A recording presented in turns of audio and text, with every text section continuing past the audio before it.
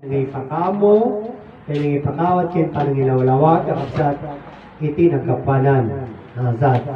Isuday ti kakabsat di jay, maulit-ulit nga ipalpalawag ko, kada kayo, palpalawag ni, kakabsat, may jay nagkapanan, kakabsat, ken di jay may maysa, nga Diyos, kakabsat. At sibot ta, iti kakabsat nga susuro, riringan na iti aming nga tao, kakabsat, nga itinaringan na nga pamati, kaan na pugno. Kakabsat. Fake, kajay. Isa di jay kakabsat, di jay po natin Tagalog, pinukadagan di ministro, nga Diyos, Diyosan. Kakabsat. Kakabsat, ito yung tunay na Diyos, kakabsat. Di jay pugno, pinutunay na Diyos, kakabsat. Ang sibot kakabsat ta, mailawlawagin kada kayo kakabsat, di jay tunay na Diyos, pinupudno nga Diyos kakabsat, ket nagkapanan tayo. Asa. Iso nga, kuna na ni Ama Martiniano, kakabsat, anyo kalipatan, kimay-may sa nga Diyos, naman nakabalin.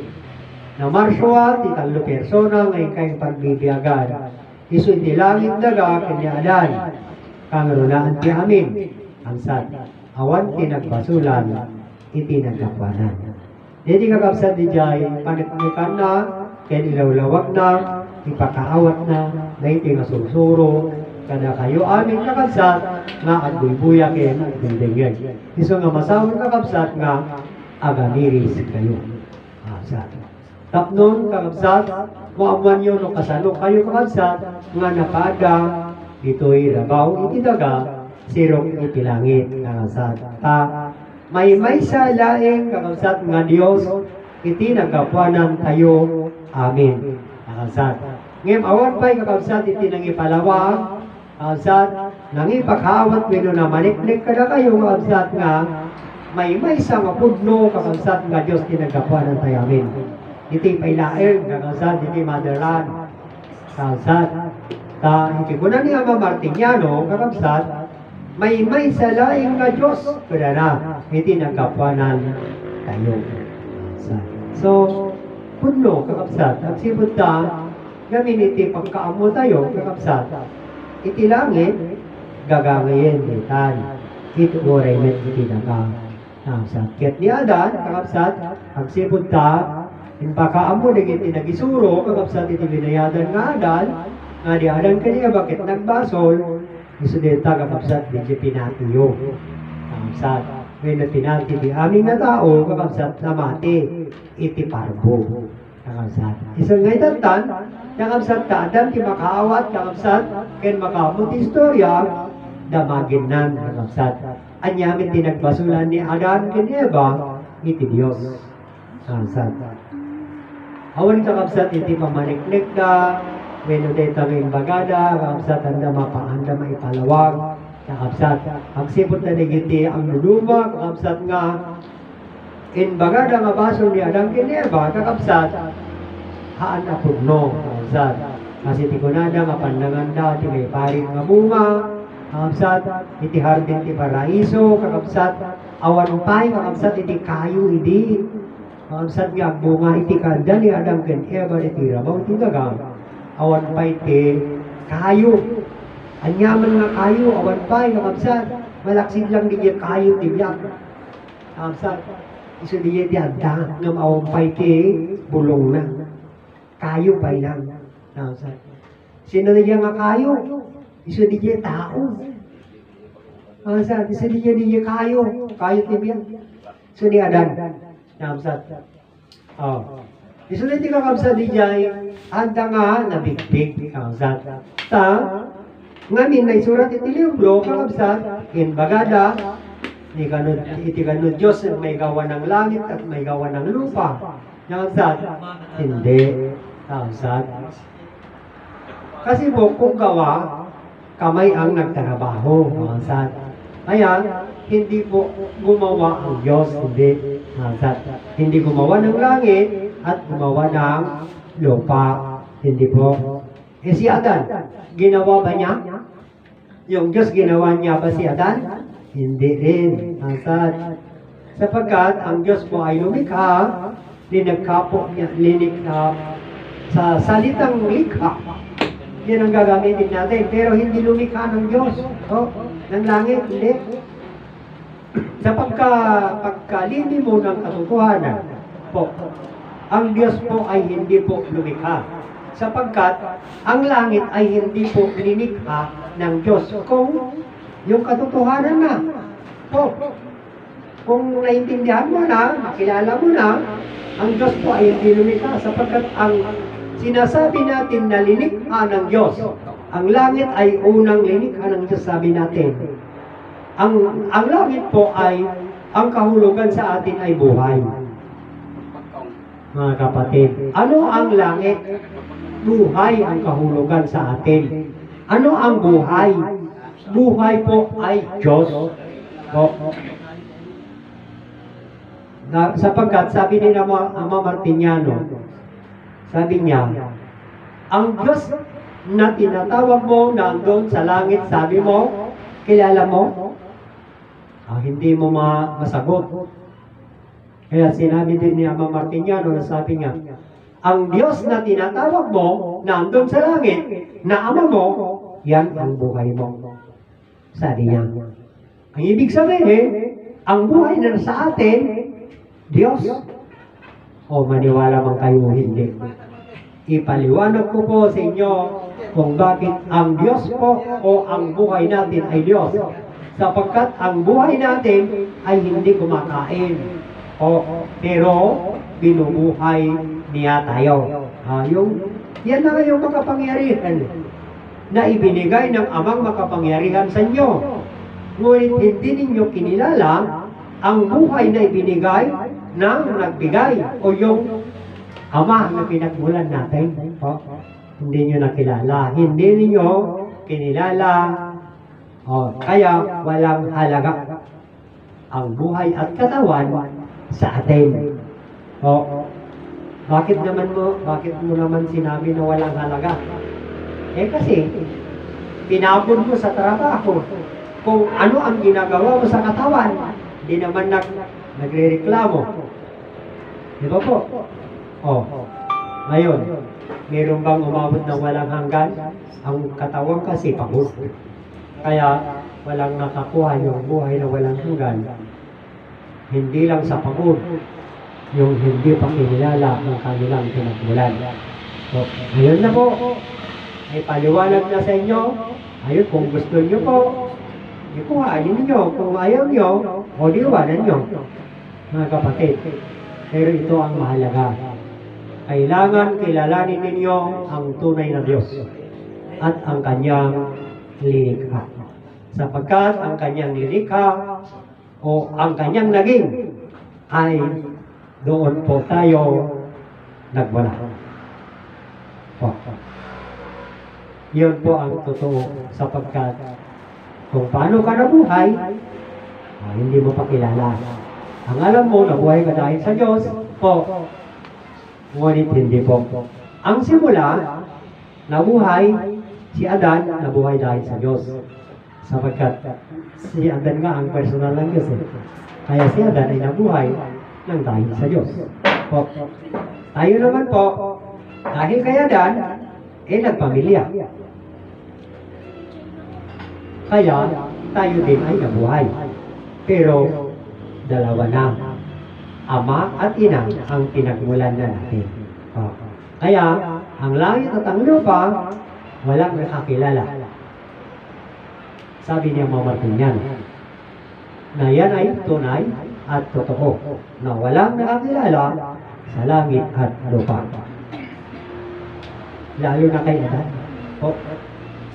Sapagkat si Adan ay pinagkasala, hindi nila alam na si Adan ay personal ng Diyos. Kaya sabi na Ama Martiniano si Adan, tunay na Diyos, tunay na tao. Sapagkat si Adan o ay likha o naging, ang Diyos ay naging tao. Yung pagkaunawa na, ang langit po ay Diyos, hindi po buhay, hindi po nilikha ng Diyos ang buhay, sapagkat ang Diyos ay buhay. Ang langit, ang buhay, Ama, Iisa lang yun. Mga kapatid, sapagkat yung Ama, yun ang buhay, nagmula sa Ama, ang buhay ay Diyos. So, maliwanag po na ang Diyos po ay nagkatawang tao, kaya po, sa kanyang pagpamilya, sa buong mundo po, iisa lang ang buhay. Nagmula po yan sa Ama. Ngunit walang nakakilala, wala ang nagpakilala. O, yung buhay. Ngayon lang po, nagmula lang noong 2016. O matagal na. Ang libro ni Biblia po ay higit 500 taon na dito sa Pilipinas. Pero sa pinagmulan, ay hindi lang 500, hindi mahigit 500 lang. Po, kung sa pinagmulan ng libro Biblia. Dahil sapagkat ang libro Biblia po ay inilabas nila noong 1,000 taon ni Ama Adan. Po. Noon sirain nila ni Ama Adan noong 934. Sinakdal si Ama Adan ng mga anak niya, yung mga ang lahi niya. O, kaya, nung naisakdal, 934, ang sabi ni Ama Adan sa mga anak niya noon, iuray yung 1,000 taon ko. Hintayin nyo ng 1,000 taon. Mag-1,000 taon na ko. Sabi niya ni Ama Adan. Buhay na walang hanggan, walang hanggang kaginhawaan. Sabi ni Ama Adan. Ngunit ang mga lahi niya ay hindi nakatiis. Kaya apurado. Absat. So, hindi nila nahintay yung 1,000 taon ni Ama Adan. Nung isinakdal na nila, ang mga lahi niya o mga anak niya ay mahirapan na sapagkat hindi na lang yung paghinga ay busog na sila. Hindi na. Huminga sila, magutom na, mauhaw na sila. Makainumdan, magisindan, kakabsat, hindi awarin ni Ama Adan. Anya nga rin kakabsat, ano ang gawin nila? Dito po na nagawa yung dasal. Hindi kakabsat nga naaramin, hindi kararap yung dasal na Ama namin nasa langit. Di siyempre, kahit ganun ang ginawa ng mga anak ni Ama Adan, siyempre, siya pa rin yung Ama. Kaya, nagbigay ng Ama Martin ni Ama Adan ng kabuhayan nila, yung panghanap pagkain. Pero, kailangan magpagod na sila. Gamitin mo na ang iyong kapangyarihan na ibinigay niya. 2 kamay, yung mata, yung ilong, yung tenga, gamitin mo na yan para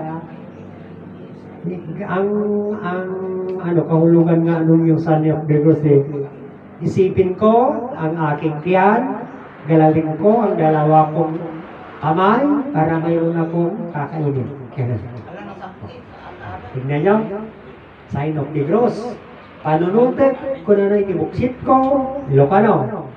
Panunutek, kinibuksit ko, kaya na, garawak tiluwang at akyak ko, tapno at ating sa mulo ko. Di maghirap na ang mga anak ni Ama Adan. Yun ang kagustuhan natin. Hindi natin kinilala ang pinagmulan nating magkapangyarihan. Ganun pa man, mga kapatid, ang pangako ay hindi po nawala. Imikyan pa. Kahit hindi natin kinilala sa alpang pinagmulan, ngayon po, nasa ultimo na tayo. Kaya kailangan kilalanin natin ang pinagmulan sapagkat ang pinagmulan ang magbigay ng buhay na walang hanggan. Sino po ang pinagmulan? Yung bang Diyos ang pinagmulan natin? Totoo po. Yung Diyos ang pinagmulan natin, pero nagkatawang tao siya. Hindi rikta na yung Diyos ang pinagmulan natin, hindi po. Sapagkat ang Diyos po ay nagkatawang tao para tayo po ay malikha niya. Oh. Kaya yung mga kapatid natin na nagtatanong sa akin noon, na hindi ko naman rene-replyan sa cellphone po, ngayon ko nasasagutin po.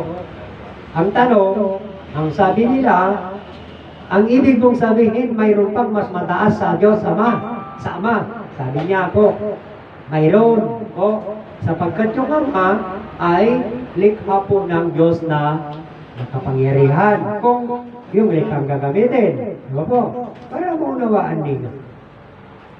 Mayroong mataas, sapagkat ang langit ay likha, kasi yun ang ginamit natin. Oh, pero kung rekta na, yung sinasabi nila sa promise land na direct to the point, sabi nila po eh. Pero ang direct to the point, hindi naman nakilala. Eh, paano naging direct to the point yun? Diba? Wala. Sabi sa lang yun. Pero hindi.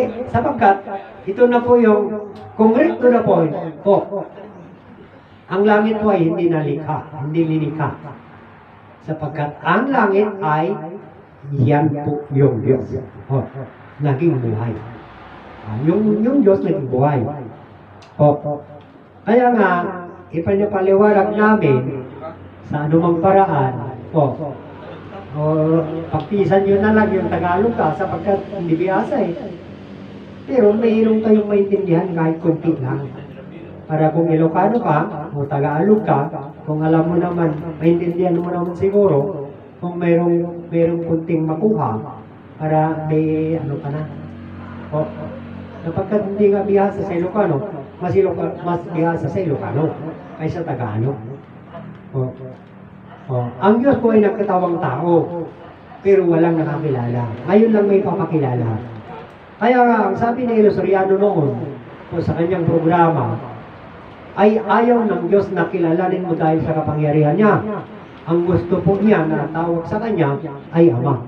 Ang sabi ni Ilocano, yun ang original. Ama. Po. Hindi mo pwedeng palitan. Pinalitan ng mga matatalino, kaya ang dami na ang pagtawag sa Ama. Po. Pero ang original at gusto ng Diyos, Ama. Sabi ni Ilocano, yan ang original eh. Pero iba naman ang tinatawag nila. Po. Na Ama. Eh, si Kristo naman ang tinatawag. Maraming lingwahe, maraming tawag sa Ama, pero isa lang. Katulad yung Bathala. Si Jose Rizal, tinawag nilang Ama, Ama din ang Jose Rizal. Walang pamilya si Jose Rizal. Wala. Kailang naging Ama si Jose Rizal?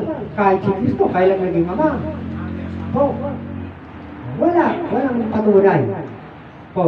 Pero yung si Amadan, ito na po yung patunay, sinasaysay na si Amadan ay nagpamilya.